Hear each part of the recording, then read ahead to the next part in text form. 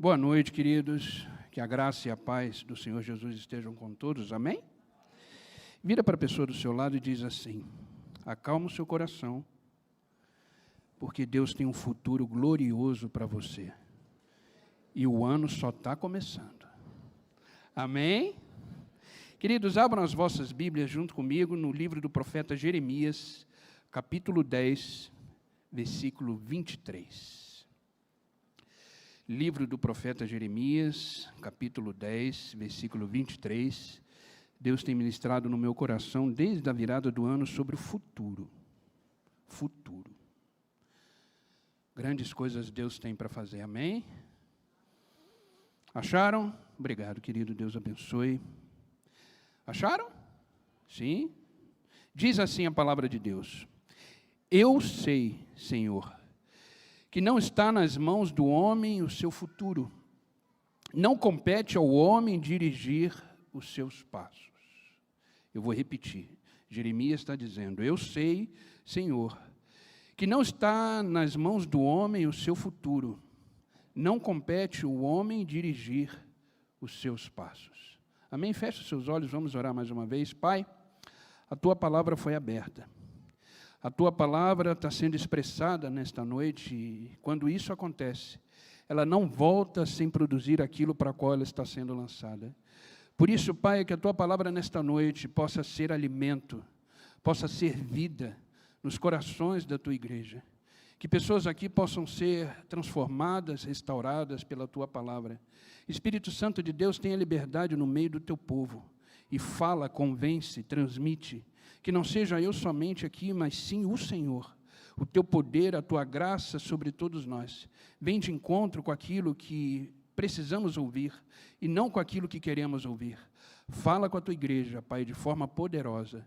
É o que eu te peço em nome de Jesus. Amém e amém. Queridos, eu sempre trabalhei na área de informática há muitos anos. Sempre, essa era a minha vida. E eu comecei a dar aula muito cedo, muito cedo. Quando eu comecei a dar aula, eu tinha 16 anos de idade. Aula de informática. E eu jurava que essa seria a minha profissão. Depois eu entrei numa empresa, comecei a trabalhar como analista de sistema, e eu acreditava do fundo do meu coração que essa era a minha vida. Mas Deus tinha um outro futuro. Deus tinha um futuro que eu não imaginava. Eu fui levando a vida, trabalhando, sustentando a minha família, mas Deus tinha algo muito maior. E hoje eu estou aqui, nessa comunidade que eu amo com todo o coração, e a minha vida está completamente disponível para o reino de Deus. Porque o futuro que Deus tem para nós é muito maior do que a gente planeja, do que a gente imagina, inclusive do que a gente deseja. Então, não adianta a gente traçar os nossos passos. A gente pode até pensar, planejar, falar eu quero isso, eu quero aquilo, mas o nosso futuro pertence a Deus. Entenda que existe um futuro para cada um de vocês e um futuro de forma individual. Aí você vai falar: pastor, mas eu sou casado, tá? Mas o que Deus tem para a sua esposa é da sua esposa. O que Deus tem para você como marido é para você. E Deus também tem coisas para vocês dois. Mas Deus tem uma coisa particular com cada um. Deus tem um futuro preparado para cada um. Por isso a gente precisa ficar atento aos detalhes. Porque Deus está trabalhando no futuro a cada dia. Deus está trabalhando no futuro do homem, da mulher, da família. Todos os dias, Deus não para. Deus trabalha dia e noite. O que Jesus Cristo disse? Que meu Pai trabalha, continua trabalhando, eu também continuo trabalhando. Mas trabalhando em quê? No nosso futuro. No nosso futuro. Então, queridos, a gente precisa confiar todos os dias na misericórdia de Deus e na bondade de Deus. Como eu disse na oferta aqui, Deus ele só quer o nosso bem. Às vezes a gente acha que Deus é um Deus carrasco, um Deus que fica bravo, um Deus que castiga. Esse Deus não existe. Esse Deus não existe. Ele é fruto da sua imaginação. ou ele é fruto dos seus sentimentos, porque Deus é amor. O próprio apóstolo João, quando se referia a Jesus, ele dizia que era amor. O amor não castiga, o amor não maltrata, mas o amor ensina, o amor corrige, o amor constrói. Esse é o verdadeiro Deus que servimos. Então a gente precisa tirar da nossa mente que o futuro que Deus tem preparado para nós é um futuro de querer que a gente pague por alguma coisa. Não, não existe isso, Ele já pagou. Ele já pagou tudo aquilo que precisava ser pago por mim e por você, Ele já pagou. Ele já fez, Ele já concluiu. Agora o que precisamos entender é que existe um futuro que está em curso. Agora eu te pergunto, alguém conhece o seu futuro? Alguém aqui conhece o futuro que tem pela frente? Ninguém? Eu e você não conhecemos o futuro que Deus tem para nós. Você sabe o que vai acontecer nesse ano, que hoje é o 7º dia desse ano? Nós temos ainda praticamente 359 dias para viver. Você sabe como vão ser esses 359 dias? Você tem ideia de como vão ser esses dias? Eu não faço a mínima ideia. Eu não tenho noção nenhuma do que vai acontecer amanhã. Mas Deus sabe. Deus já preparou. Já está pronto. Quando Jesus Cristo estava na cruz, Ele disse, está consumado. A gente precisa entender o que carrega essa palavra, está consumado. A palavra está consumado significa que toda a nossa vida já foi resolvida em Cristo. Toda a nossa vida já foi resolvida em Cristo. Ah, pastor, mas você não sabe o que eu estou vivendo. Já foi resolvido. É só você que não sabe ainda. Mas já foi resolvido em Cristo. Porque senão Ele não teria dito, está consumado. Senão Ele teria mentido. E Jesus mente. Deus mente? Não. Então, quando Jesus Cristo disse, está consumado, toda a nossa vida já foi resolvida em Deus. E a gente não conhece o nosso futuro. A gente não sabe o que vai acontecer quando a gente sair daqui da igreja. A gente planeja voltar para casa. A gente planeja chegar em casa, de repente sair para comer alguma coisa com os amigos. A gente planeja isso tudo. Amém. É bom. Mas isso será que vai acontecer ou depende de Deus? Depende do Senhor. Olha o que Salomão diz em Eclesiastes, no capítulo 8, versículo 7. Visto que ninguém conhece o futuro, quem lhe poderá dizer o que vai acontecer? Ninguém conhece o seu futuro. Quem poderá dizer o que vai acontecer? Por isso que quando a gente vai programar alguma coisa, por isso quando a gente vai planejar alguma coisa, a gente tem que falar, se Deus quiser. Se assim Deus querendo. Se amanhã Deus permitir, eu farei. Eu realizarei. Porque, queridos, o nosso futuro, a nossa vida, está completamente nas mãos do Senhor. E é interessante que o apóstolo Paulo, ele não fazia a mínima ideia como ele viveria o futuro dele. Porque as circunstâncias que Paulo vivia diziam totalmente ao contrário de quem ele era. Da conversão dele na estrada de Damasco, ele era um homem perseguido, ele era um homem jurado de morte, ele era um homem que passou fome, ele era um homem que sofreu naufrágio, ele foi um homem que foi picado por uma cobra na ilha de Malta, ele foi um homem que foi apedrejado. Que futuro tem um homem desse? Se ele olhar para ele e ver as circunstâncias dele, que futuro ele tem? Imagina uma pessoa na rua, olha para ela e fala, que futuro eu tenho?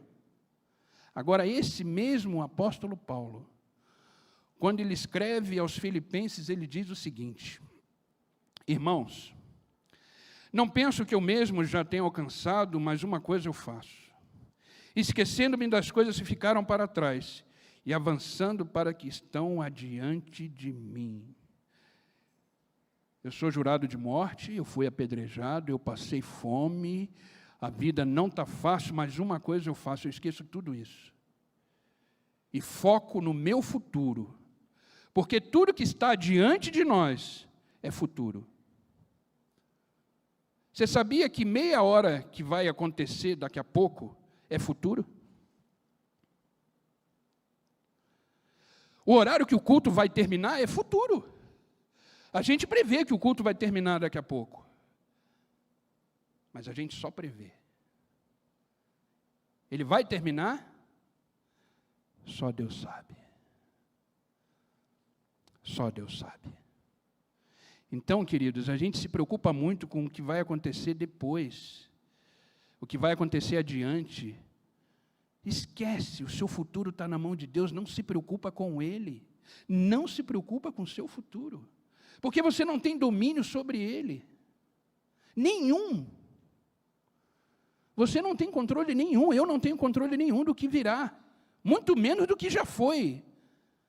Eu só tenho controle de uma coisa. Agora, 7h57 da noite. Nisso eu tenho controle. Nisso eu tenho poder para decidir. Nessa hora eu tenho poder para escolher. Nessa hora eu tenho poder para viver aquilo que Deus me deu para viver. Então, queridos, Paulo entendeu muito bem isso. Eu quis trazer esse mesmo versículo na versão A Mensagem, que eu achei fantástico. Filipenses, capítulo 3, versículo 13, o mesmo versículo diz assim: não estou dizendo que eu já tenha tudo isso e que já o tenha conseguido, mas eu estou a caminho. Prosseguindo para quem? Para Cristo, que me alcançou de uma forma impressionante. Quem foi alcançado por Cristo aqui? Então continua. Então segue, porque é para Ele que você está indo. É com Ele que você está andando. Que me alcançou de forma impressionante. Amigos, não me entendam mal. Não me considero um especialista no assunto. Que assunto? O futuro. Mas olhando para o alvo, para onde Deus nos chama, para Jesus estou correndo e não vou voltar atrás. Amém? Essa versão é maravilhosa, porque deixa muito claro que a gente não tem noção, a gente não é especialista em futuro. A gente não é especialista em passado. Mas a gente precisa ser especialista agora. O que eu vou fazer com a minha vida agora? O que Deus espera de mim agora? O que Deus deseja que eu faça agora? Você sabia que você tem o poder de construir o seu passado? Você sabia disso? Como é que você constrói o seu passado? Tudo que você faz vai virar lembrança. Que tal construir lembranças boas? Todas as decisões que você fizer e todas as escolhas que você realizar, elas vão virar lembranças, elas vão virar passado. Agora, você quer um passado que te atormente todo dia, ou você quer um passado que glorifica o nome de Deus e que, como Jeremias disse, quero trazer à memória aquilo que me dá esperança. Eu quero trazer na memória aquilo que Deus já fez por mim. Eu quero trazer na memória os livramentos que Deus me deu. Eu quero trazer na memória a graça de Deus que está sobre mim. Então, a gente tem o poder de construir o nosso passado muito mais do que construir o futuro. Então, tudo que você fizer agora, lembre-se que um dia vai virar passado. E um dia vai voltar na sua mente. Que tal construir um bom passado? Que tal começar a lembrar de coisas boas que você fez? De coisas que deram alegria para o Senhor? De coisas que glorificaram o nome do Senhor? E que dessa forma você vai prosseguindo para o futuro, construindo o passado. E entenda uma coisa, Jesus essa noite ele nos está fazendo um convite para um lugar chamado futuro, um lugar extraordinário que Ele já preparou. Eu não sei você, mas desde a virada do ano, queridos, eu tenho uma expectativa muito grande no meu coração, que esse vai ser o nosso ano. É um ano onde a gente vai expandir, onde a gente, quando eu falo a gente, eu estou falando geral, família, igreja, cada um de nós. É um ano onde a gente vai ver coisas extraordinárias acontecerem. Mas para isso a gente precisa se aprofundar mais no relacionamento com Deus, se aprofundar mais naquilo que Deus tem para nós. Agora, uma coisa precisa ficar muito claro, entenda que para avançar, eu preciso deixar. Só avança quem deixa. O passado é uma corrente, o passado é uma âncora, e ele nos paralisa. Quantas pessoas são atormentadas pelo passado? E como é que eu posso viver um futuro se eu ainda estou agarrado no passado? Então, queridos, para viver esse futuro extraordinário, a gente precisa deixar o passado. Isaías 43, versículo 18 e 19 diz assim: não vos lembrei das coisas passadas, não considere as antigas, eis que faço uma coisa nova, agora está saindo à luz, porventura não percebe?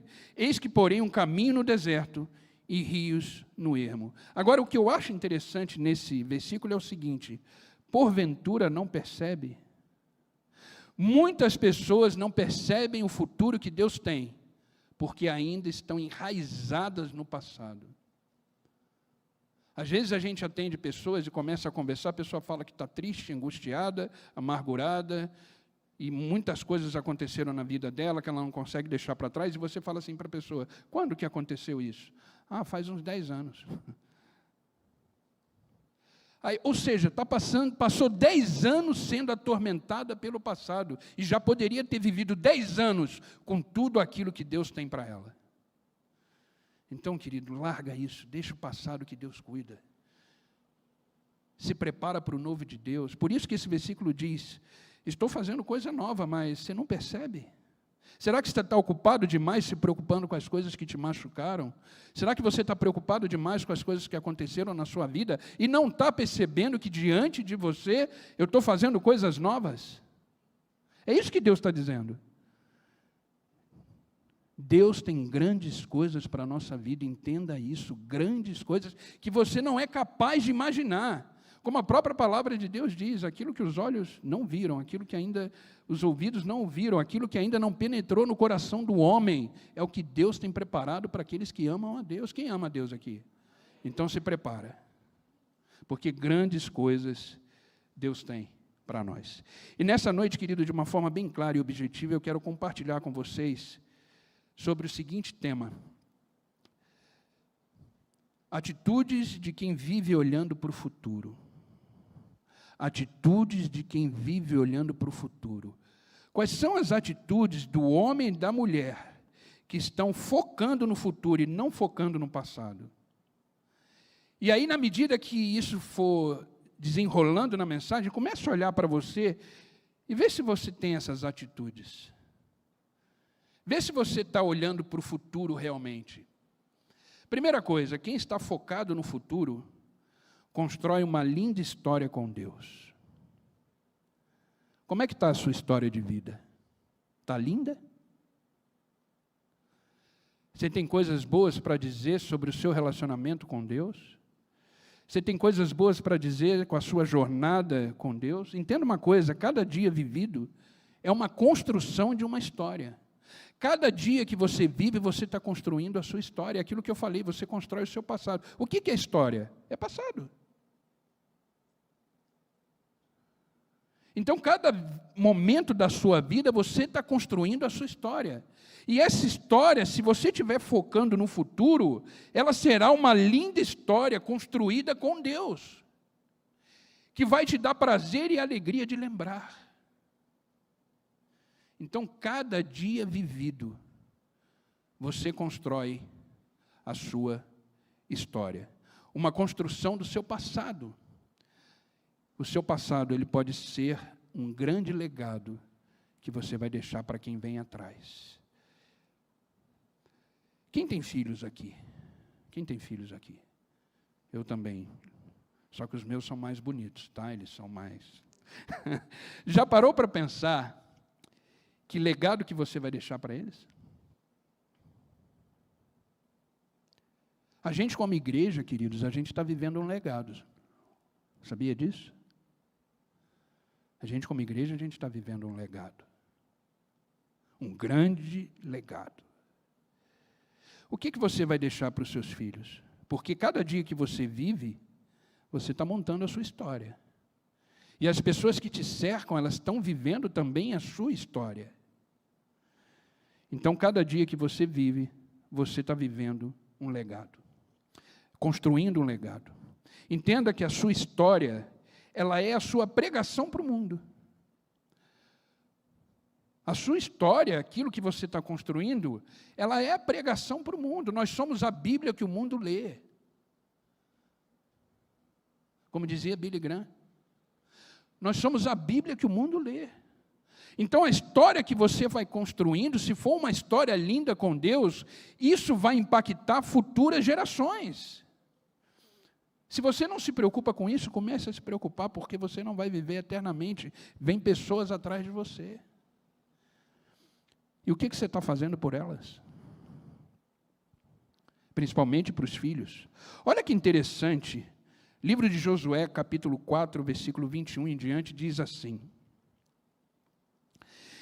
Então Josué disse aos israelitas: no futuro seus filhos perguntarão: o que significam essas pedras? E vocês dirão: aqui o povo de Israel atravessou o Jordão a pés enxutos. Pois o Senhor, o seu Deus, secou o rio diante dos seus olhos e manteve seco até todos vocês atravessarem, como fez com o Mar Vermelho quando secou, até que todos vocês tivessem atravessado. Fez isso para que todas as nações da terra saibam que a mão do Senhor é poderosa e para que vocês temam ao Senhor, seu Deus, para sempre. Olha que fantástico isso. Quando eles atravessaram o Jordão, Josué se preocupou em deixar uma história para os filhos daquilo que o Senhor fez na vida deles. Ele chamou um líder de cada tribo, ou seja, 12 líderes, e falou: vai lá no meio do Rio Jordão e constrói ali um altar com 12 pedras, para que quando passarem por aqui, seus filhos, eles vão ver que Deus agiu na vida de vocês. A gente precisa refletir como homem e mulheres de Deus aquilo que Deus fez na nossa vida. E isso a gente só faz quando a gente constrói uma linda história com Deus. Quando a gente caminha com Deus. Que alegria é falar para os nossos filhos: você viu o que Deus fez com seu pai? Você viu o que Deus fez com a sua mãe? Fará com você também. Virar para o seu neto, para a sua neta e falar: você viu o que Deus fez com o seu avô, com a sua avó? Então descansa. A sua vida, filho, vai ser maravilhosa, porque esse mesmo Deus que agiu com seu pai, vai agir com você. É isso que Josué quis mostrar para aquele povo. Vai lá, constrói um altar. Para quando os filhos passarem por aqui, entender que existe um Deus poderoso, que abriu o mar e que fez a gente atravessar de pé enxutos. Isso é construir uma linda história com Deus. E eu pergunto: quem está fazendo isso aqui?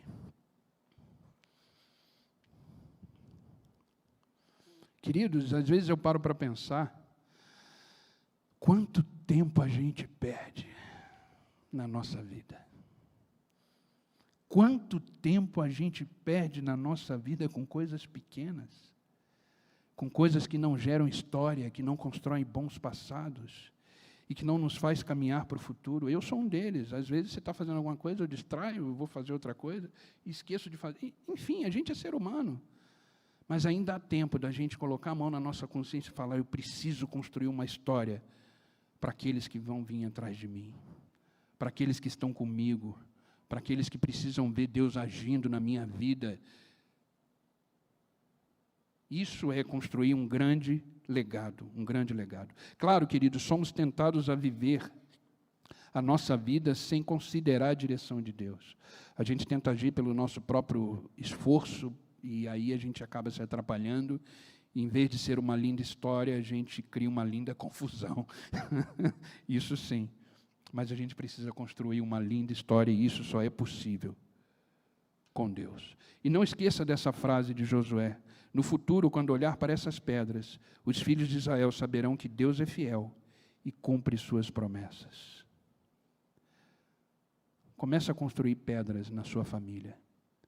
Comece a construir pedras na sua história.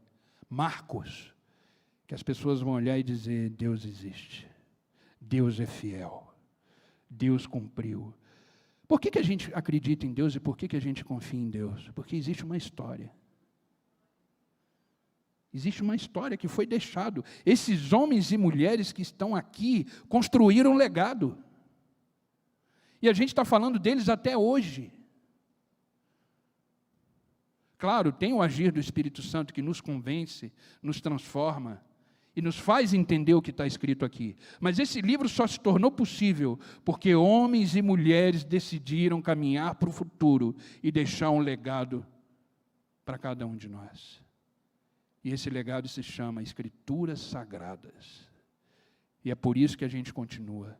É por isso que a gente segue. Amém, queridos? Vocês estão comigo? Então a gente precisa construir o futuro em Deus. Quem vive olhando para o futuro, constrói um legado. Segunda coisa de quem está focando no futuro, quem está olhando para o futuro.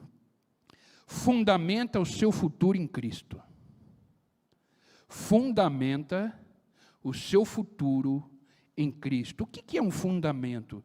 Fundamento é uma base de princípios e valores. Isso é fundamento. Fundamento é uma base de princípios e valores que regem a sua vida. Então, o nosso fundamento deve ser o próprio Deus, o próprio Jesus Cristo. O que ou quem você está fundamentando a sua vida? Qual é a base da sua vida? O seu casamento é a base da sua vida? Se for, ele vai a ruínas. O seu trabalho é a base da sua vida? Se for, ele vai a ruínas. Você é a base da sua vida? Se for, você vai a ruínas. Essa igreja é a base da sua vida? Se for, você vai a ruínas. Qual é o seu fundamento? 1 Coríntios capítulo 3, versículo 11 diz assim: porque ninguém pode pôr outro fundamento além do que já está exposto. Qual é? Jesus Cristo. Vamos repetir esse versículo junto? Porque ninguém pode pôr outro fundamento além do que já está posto. O qual é? Jesus Cristo. Esse deve ser o seu único fundamento que vai reger princípios e valores para a sua vida. Não outro. Não outro. Então, quando você olha para frente, quando você olha para o futuro, em Deus, você fundamenta a sua vida em Cristo, em Cristo. É Ele que rege as nossas ações. É Ele que conduz aquilo que devemos fazer. Sempre que você for fazer alguma coisa, ou sempre que você tiver que tomar alguma decisão, comece a pensar o seguinte: o que Jesus faria no meu lugar? O que Jesus faria no meu lugar? Quais são os princípios e valores que Ele rege na minha vida para que eu tome esse tipo de decisão, para que eu faça esse tipo de escolha? Isso é reconhecê-lo como fundamento. Mas eu estou falando tudo, até nas pequenas coisas. Porque às vezes a gente vai tomar decisões muito simples e a gente acha que Deus não precisa estar nesse negócio. Mas uma decisão simples, sem Deus, ela pode virar uma grande confusão. Uma grande confusão. Então, faça de Cristo o seu fundamento. Seu fundamento. Começa a caminhar conforme aquilo que Deus diz que você precisa fazer na vida. Seja honesto. Seja verdadeiramente um homem de Deus, uma mulher de Deus. Para de enrolar as pessoas, para de criar situações desagradáveis em relação a trabalho, a vida familiar. Seja um homem verdadeiramente de Deus, uma mulher verdadeiramente de Deus. Eu tenho certeza que quando a gente vai fazer alguma coisa que não agrada o coração de Deus, o próprio Espírito Santo já incomoda. Então começa a ter os seus ouvidos sensíveis à voz de Deus e entender que quando o Espírito Santo incomoda, não faça. Porque o seu fundamento é Cristo. Ele que está regindo tudo aquilo que você deve fazer. Amém? Quem vive olhando para o futuro tem Jesus Cristo como fundamento, base de princípios e valores. Ah, mas eu não sei quem é Jesus Cristo. Então começa a ler os evangelhos, está na hora. Está na hora. Tem gente que foge desse livro. ele só fica aberto ali no Salmo 23, cheio de pó. Ah, está protegendo a minha casa. Aí você pergunta, quem é Jesus Cristo? Ah, ele passou por aqui. Ah, tá. Querido, está na hora de saber quem é aquele Deus que você serve. Está na hora de saber quem é o Deus que é o fundamento seu, o fundamento da sua vida. Leia os evangelhos. Nossa, dá uma preguiça, claro, é uma guerra espiritual. Qualquer livro a gente lê rapidinho, né? Agora pega a Bíblia para ler, toca o celular, chega a mensagem, alguém chega em casa, acontece isso, é não sei o que, é filho, é preguiça, é não sei o que. Claro, quando você abre esse livro, vocês não imaginam a guerra espiritual que acontece para você começar a ler. Eu luto todo dia para ler esse livro, todo dia, para ler. É uma guerra que eu enfrento todo dia. Mas é prazeroso, porque você sabe quem é o seu fundamento. Amém? Terceira coisa, quem está focado no futuro, olha para o futuro com esperança. Olha para o futuro com esperança. Jeremias capítulo 31, versículo 16 e 17 diz assim. Antes de eu ler esse versículo, vamos entender só esse contexto. Jeremias, conhecido como o profeta chorão, escreveu o livro de Lamentações, o próprio nome do livro já denuncia ele, né? Ele estava tendo uma luta dentro dele muito grande. Ele estava recebendo as profecias de que o povo de Judá, aquele povo, ia para o cativeiro babilônico, por desobediência, por uma série de coisas. E Jeremias já estava sabendo disso. E ele profetizava para todo mundo ali, dizendo que isso ia acontecer. Ninguém dava bola para ele, ninguém queria saber, por isso que ele chorava muito, por isso que ele foi muito castigado pelo povo. E ele estava numa luta muito grande, obedecer a Deus, ou ir com aquele povo, ou se juntar àquele povo e tentar, de alguma forma, ajudar aquele povo. Agora, olha o que o Senhor diz para Jeremias. Antes de irem para o cativeiro, Jeremias 31, 16 e 17 diz assim: agora, porém, assim diz o Senhor, não chore mais. Pois eu o recompensarei por seu choro, diz o Senhor. Seus filhos voltarão da terra do inimigo. Agora, olha essa frase. Há esperança para o seu futuro, diz o Senhor. Seus filhos voltarão para a sua terra. Há esperança para o seu futuro. Queridos, eu não sei o que você vive. Eu não sei a dificuldade que, de repente, você está passando. Eu não sei que cativeiro você, de repente, está vivendo espiritualmente, na área sentimental, na área de pensamentos, na área financeira, seja lá qual for. Mas entenda uma coisa, há esperança para o seu futuro. Há esperança para o seu futuro. Esse povo estava indo para a Babilônia. Nova cultura, novo rei, escravos. E Jeremias estava louco com isso, e Deus disse para ele, não chora. Você vai receber a sua recompensa. Eles vão voltar, eles precisam aprender, mas eles vão voltar. Eles vão voltar. Então, mesmo diante de tantas coisas, nunca esqueça essa frase. Há esperança para o seu futuro. Então, quando você olha para o seu futuro, foca nele, em Deus, sempre haverá esperança. Por causa de Jesus Cristo, sempre teremos esperança. Sempre. Não importa as circunstâncias da vida. Mesmo no cativeiro, aquele povo poderia ter esperança. Pois Deus já tinha dito, há esperança para o seu futuro. Então, querido, creia que existe um futuro maravilhoso para você. Maravilhoso. Devemos lembrar, queridos, que é na crise que grandes coisas acontecem.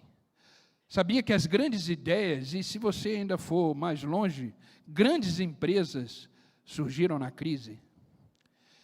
Eu não sei se você sabe, logo depois da Segunda Guerra Mundial, a Itália foi destruída, completamente destruída. E os campos de cacau foram queimados, foram completamente destruídos. Só que lá na Itália existia um cara, um confeiteiro chamado Pietro, e ele falou, eu não tenho mais dinheiro para fazer o que eu fazia. Eu preciso agora fazer coisas mais baratas para as minhas receitas. E ele começou a fazer um creme de avelã. E nesse creme de avelã, ele começou a botar um pouco de açúcar para não ficar muito caro. E, queridos, eu estou falando do Pedro Ferreiro. Eu estou falando da Nutella. A Nutella, em 2021 e 2022, ela faturou 8,3 bilhões de euros. Só que ele teve a sua plantação de cacau toda queimada, destruída. Ele falou, eu preciso fazer alguma coisa. E ele criou um creme de avelã para... Não podia mais usar o cacau. Ele criou um creme de avelã que era mais barato, para continuar fazendo as receitas que ele fazia. Ele não queria o creme, ele queria continuar as receitas que precisava de creme de cacau. Ele pôs açúcar, adoçou de uma forma especial, se tornou um creme mais barato. Esse creme conquistou a cidade, conquistou a Itália, conquistou o mundo. E hoje a gente conhece como Nutella. Quem gosta de Nutella aqui? Então, queridos, na maior crise, você pode ter uma grande ideia, uma grande solução. Então, não fique desesperado, porque de repente você está vivendo uma crise que não está acabando, vai sair alguma coisa daí. Olha para o futuro, vai sair grandes coisas disso que você está vivendo. Então, esse homem, Pedro Ferreiro, ele olhou para o futuro com esperança. Ele olhou para o futuro com esperança. Ele nunca imaginou que um creme de avelã ia estourar como estourou, faturou 8,3 bilhões de euros de 2021 a 2022. 8 bilhões, eu não estou falando 8 euros, estou falando 8 bilhões de euros. Ah, pastor, como é que você sabe disso? É porque fazendo essa mensagem eu pesquisei. Né? A gente pesquisa algumas coisas, a gente estuda, a gente não chega aqui de qualquer jeito. Então, queridos, na maior crise, Pedro Ferreiro criou a Nutella, que hoje comemos, né? O meu maior sonho é pegar um pote de Nutella e comer sozinho, nunca consegui. Ninguém deixou, você tem que ficar escondido, trancado, para que isso aconteça. Sabe aquele barulhinho do pote, você faz assim, enche de gente. Então você tem que abafar para abrir com carinho, sem fazer barulho. Porque é bom demais, né? Olha o resultado. Então, queridos, grandes ideias nascem nas maiores crises da nossa vida. Por quê? Porque Deus está conosco, porque a gente foca o futuro com esperança. A gente foca o futuro com esperança. E por último, queridos, quem está focando para o futuro começa a adquirir sabedoria todos os dias, o que nos conduz a permanecer andando para o futuro que Deus tem para nós chama-se sabedoria. Sabedoria. Entenda uma coisa, sabedoria é diferente de conhecimento. Conhecimento é teoria acumulada. Sabedoria é ações praticadas. Grave isso. Conhecimento é informações acumuladas. Sabedoria são ações praticadas. São duas coisas completamente diferentes. A gente precisa de sabedoria para continuar caminhando. Provérbios capítulo 24, versículo 14 diz assim, da mesma forma, a sabedoria é doce para a alma. Se você encontrar a sabedoria, olha o resultado, terá um futuro brilhante. E suas esperanças não serão frustradas. A base de tudo, para que a gente possa continuar a olhar para o futuro, é a sabedoria. É ações assertivas. É ações que te conduzem para um futuro glorioso. É ações que te fazem caminhar mais perto de Deus. Não conhecimento. Conhecimento é bom? É. Tem gente que sabe a Bíblia de cor e salteado. Isso é bom. Mas a vida está um caos. Porque ela só sabe.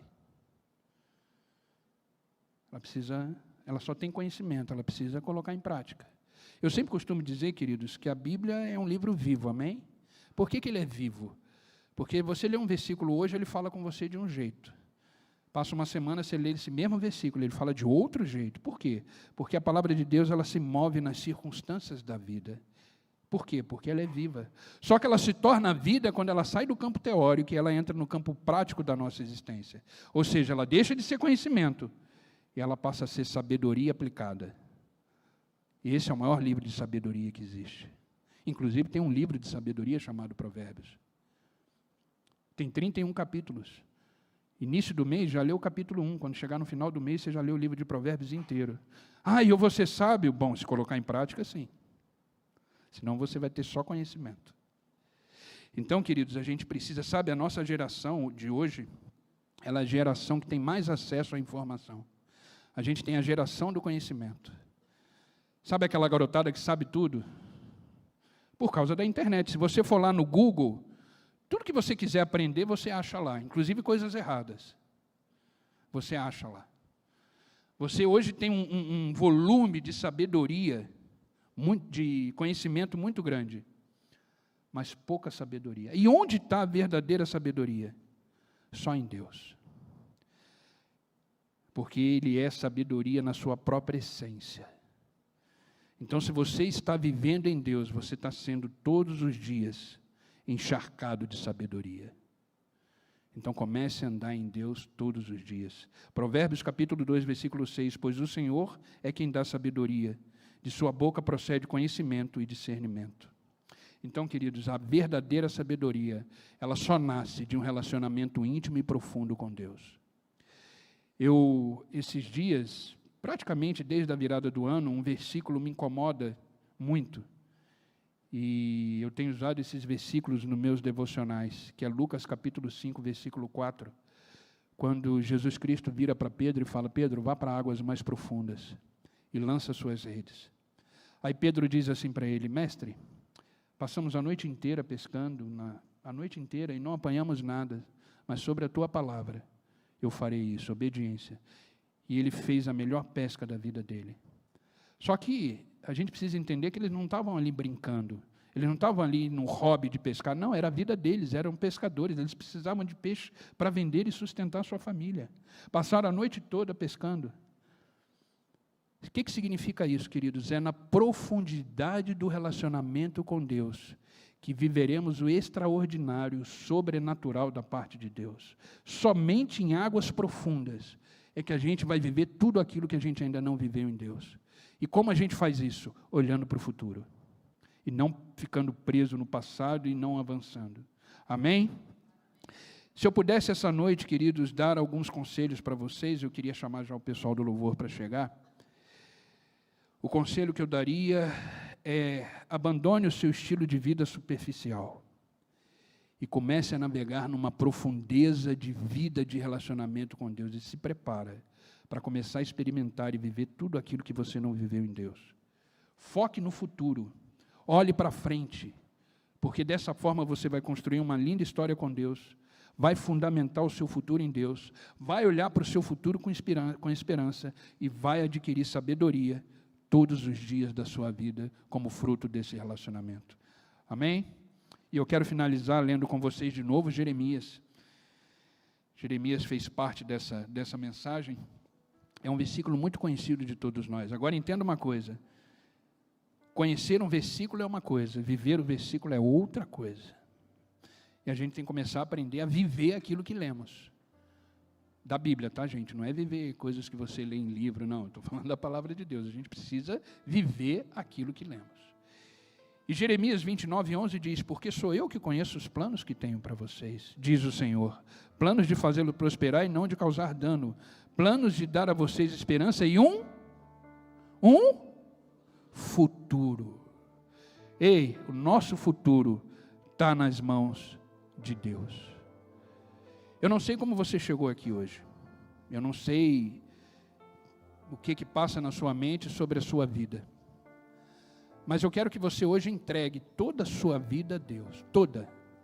Entenda uma coisa, entregar vida para Deus não significa você pegar aquilo que você acha que precisa de Deus e entregar para Deus. Entregar a vida para Deus não é você submeter a sua vida para Deus e ficar segurando a cordinha. Porque o ser humano, por natureza, ele tem medo de soltar as rédeas da sua vida. Então, quando ele solta, ele fica segurando a cordinha, porque qualquer coisa ele puxa de volta. Isso não é entregar a vida para Deus. Isso não é entregar a vida para Deus. Vamos ficar de pé, queridos, para a gente orar? Entregar a vida para Deus é falar, Deus, o meu passado, o meu presente e o meu futuro está em tuas mãos. O meu passado, aquele passado que de repente me machucou, aquele passado que de repente causou marcas na minha vida, está em tuas mãos. O meu presente que às vezes me assusta, o meu presente que às vezes me causa medo, também está em tuas mãos. Ah, Senhor, mas o meu futuro que eu não sei nem como vai ser. Afinal de contas, eu tenho 359 dias agora para viver. Eu não faço a mínima ideia, Senhor, de como vai ser. Mas eu também, nessa noite, eu submeto ele a você. Querido, se essa palavra falou com você, eu quero abrir o altar aqui, para a gente orar junto, e entregar de uma vez por todas a nossa vida para Deus. Vem aqui na frente junto comigo, vamos orar junto. Vamos orar junto, entregando de uma vez por todas a nossa vida para Deus. Porque aquele que tem Jesus como centro, aquele que tem Jesus Cristo como fundamento, ele não precisa se preocupar com o futuro. Pode chegar, gente. Vem. Deus, ele tem um futuro glorioso para cada um de nós. É verdade, nós sentimos muitas coisas, porque somos seres humanos, sentimos medo, sentimos aflições, sentimos receios, principalmente do futuro, porque aquilo que não conhecemos nos assusta. Mas tem um Deus que te diz: eis que faço nova todas as coisas. Não temas, porque eu sou o teu Deus. Eu sou aquele que te sustenta, eu sou aquele que tem favor e graça, e eu sou aquele que enche de sabedoria para viver uma vida plena em mim, diz o Senhor. Pai, estamos aqui diante da tua presença, Senhor, porque a vida que vivemos, queremos ofertá-la a ti nessa noite. Queremos colocar a nossa vida, Pai, de uma vez por todas em tuas mãos, e reconhecer o teu senhorio sobre a nossa vida, Pai. Porque tu és um Deus tremendo, poderoso, o Senhor não muda. Esse mesmo Deus que foi com o profeta Jeremias, que foi com aqueles homens que deixaram um legado, uma linda história construída com o Senhor, é o mesmo Deus que se faz presente hoje aqui na tua igreja. Por isso, Pai, nós nos rendemos ao teu senhorio, nós nos rendemos na tua presença, e por isso, Pai, te dizemos e te entregamos: a nossa vida hoje está completamente nas tuas mãos. Toma o nosso passado, Senhor, toma o nosso presente, Senhor, e nos faz viver o futuro que o Senhor já preparou para nós. Nos faz viver tudo aquilo que o Senhor tem como propósito, como valor de vida para cada um de nós. É verdade, Pai, existem pessoas aqui com o coração doído, amargurado, angustiado, triste, preocupado com esse novo ano que está começando, porque o ano que passou de repente não foi muito bom. Mas o Senhor nessa noite nos diz: ei, aquieta o teu coração, acalma a tua alma, porque eu continuo sendo Deus e recebo a tua vida em minhas mãos nessa noite. Por isso, Pai, continua em nossas vidas com as janelas dos céus abertas, derramando mais da tua graça, do teu poder, da tua unção, e que possamos viver verdadeiramente como homens e mulheres de Deus, e que nada nem ninguém possa tirar isso de nós, essa confiança, essa certeza de que o Senhor é o nosso Deus e o nosso Salvador. Obrigado, Pai, obrigado por esta noite, obrigado pela tua palavra, que esta palavra possa produzir frutos do entendimento no coração de cada um de nós, e que possamos sair daqui completamente alicerçados, tendo o Senhor Jesus Cristo como nosso fundamento, regendo as nossas escolhas, regendo as nossas decisões, e nos fazendo triunfar a cada dia, porque dessa forma o teu nome mais uma vez será glorificado sobre nós, porque dessa forma o teu nome mais uma vez será exaltado sobre nós. Por isso, Pai, nos abençoa nesta noite e nos faça viver a melhor semana da nossa vida, nos faça viver o melhor tempo da nossa vida, e não só isso, Pai, nos faça viver o melhor ano da nossa vida. Nos leva, Senhor, para águas profundas, nos leva para um relacionamento mais íntimo contigo, porque dessa forma viveremos o extraordinário, o sobrenatural, como Pedro viveu naquele dia, naquele mar. Por isso, Pai, nos abençoa nesta noite, é o que eu te peço, é no teu nome que eu oro e agradeço. Amém e amém. Amém, queridos. Aplaudam o Senhor e volte para o seu lugar, na certeza de que Deus está trabalhando.